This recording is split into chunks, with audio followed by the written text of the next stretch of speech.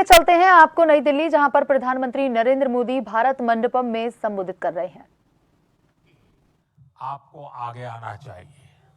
अब देखिए, गुजरात का मैं पहले गुजरात में जो डेयरी थी सब अलग नाम से काम करते थे। जब से अमूल एक ब्रांड बन गई, डेयरी बहुत है, अलग है, लेकिन अमूल एक ब्रांड बन गई, आज ग्लोबली उसकी आवाज सुनी जाती है। हम भी हमारे अलग अलग उत्पाद का एक कॉमन ब्रांड बना सकते हैं। हमें अपने मिलेट्स यानी श्री अन्न, इस ब्रांड को हमारा लक्ष्य होना चाहिए। दुनिया के हर डाइनिंग टेबल पर भारत की ब्रांड का मिलेट्स क्यों ना हो।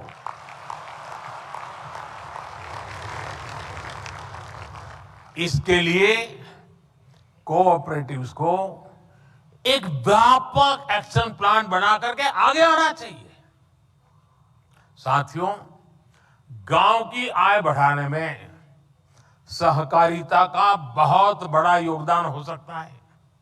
हमने तो डेयरी सेक्टर में एक स्पष्ट बदलाव होते हुए देखा है। अभी पिछले 3 दिन से मैं कहीं न कहीं सहकारी क्षेत्र कार्यक्रम में ही रहता हूं। पहले गया अहमदाबाद में, अमूल के 50 साल हुए थे। फिर कल बनारस में था, काशी में, वहां बनारस डेयरी का उद्घाटन किया था। बनारस का अनुभव है कि वहां डेयरी सहकारिता का आने से बहनों की, पशुपालकों की आय एकदम तेजी से बढ़ रही है। सहकारिता बढ़ने से एक और क्षेत्र में प्रवेश हुआ है।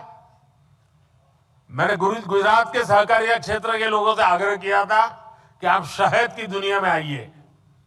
हमने श्वेत क्रांति की, अब हम स्वीट क्रांति करें।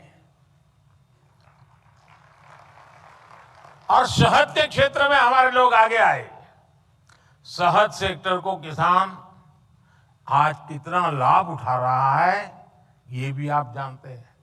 पिछले 10 वर्षों में शहद उत्पादन 75,000 मैट्रिक टन से बढ़कर अब लगभग 1.5 लाख मैट्रिक टन पहुंच चुका है।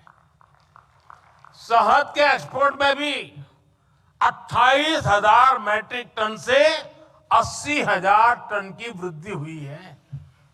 80,000 मैट्रिक टन की। इसमें नाफेड और ट्राइफेड के साथ साथ राज्यों की कोऑपरेटिव संस्थानों ने भी बड़ी भूमिका निभाई है।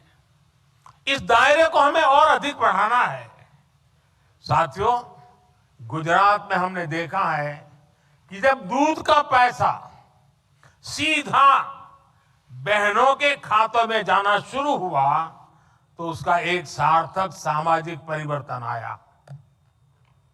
अब तो हमारी सहकारी समितियां, हमारे पैक्स कंप्यूटराइज हो चुके हैं। इसलिए अब यह सुनिश्चित होना चाहिए कि जो भी काम हो, जो भी पेमेंट्स हो, वो डिजिटली हो। विशेष रूप से कोऑपरेटिव बैंक्स को डिजिटल टेक्नोलॉजी को आत्मसात करने के लिए तेजी से काम करना चाहिए। एक और विषय सॉइल हेल्थ कार्ड का है। हमने मिट्टी की शहद की जांच के लिए सॉइल टेस्टिंग का इतना बड़ा प्रोग्राम बनाया है। मेरा सहकारी संगठनों से, पैक्स से आग्रह है कि आप सॉइल टेस्टिंग के छोटी छोटी लैब्स अपने इलाके में बनाइए और किसानों को आदत डालिए कि लगातार वो अपनी जमीन की शहद देखता रहे, मिट्टी की शहद देखता रहे। सॉइल टेस्टिंग का हम नेटवर्क बनाएंगे। साथियों, सहकारिता में युवाओं और महिलाओं की भागीदारी कैसे बढ़े, इसको लेकर भी हमें अपने प्रयास बढ़ाने होंगे। और मैं तो सहकारी क्षेत्र में जहां पर किसान जुड़े हुए हैं, वे काम कर सकते हैं। साल में उनको कह सकते हैं कि आपको जो डिविडेंड वगैरह मिलता है, अब आपको मुफ्त में आपकी संस्था की तरफ से सॉइल टेस्टिंग करके दिया जाएगा। उनको सिखाया जाएगा कि भाई तुम सॉइल टेस्टिंग से अनुभव के आधार पर अपनी फसलों पर ध्यान केंद्रित करो। साथियों, इससे सहकारिता में नयापन आएगा, एक नई ऊर्जा आएगी। सहकारिता में स्किल डेवलपमेंट की, ट्रेनिंग की जागरूकता को बढ़ाना भी बहुत आवश्यक है।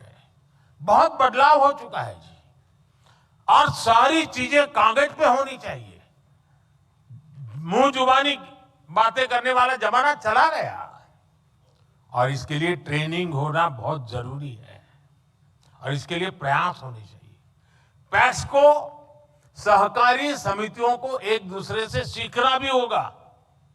बहुत सी सहकारी संस्थाएं इनोवेटिव काम करती है, कई इनिशिएटिव लेते हैं। देश के कई इलाकों में इसका पता नहीं होता है। क्या हम बेस्ट प्रैक्टिसेस को शेयर करने के लिए कोई कॉमन पोर्टल बना सकते हैं, और सब लोग अपने नए नए अनुभव, नए नए तरीके उस पर अपलोड करते जाएं? इन बेस्ट प्रैक्टिसेस को आगे कैसे बढ़ाया जाए, इसके लिए ऑनलाइन ट्रेनिंग की व्यवस्था हो, कोई मॉड्यूल बने। आप जानते हैं कि एस्पिरेशनल डिस्ट्रिक्ट प्रोग्राम, आकांक्षी जिलों का अभियान, उस प्रोग्राम में एक उसकी विशेषता है हेल्दी कंपटीशन, स्वस्थ स्पर्धा का रैंकिंग का एक सिस्टम बनाया हुआ है, और दिन में 10 बार उस रैंकिंग में ऊपर नीचे होता रहता है। हर अफसर चाहता है कि मेरा जिला आगे निकल जाए। क्या कोऑपरेटिव सेक्टर के अलग अलग वर्टिकल बनाए हम,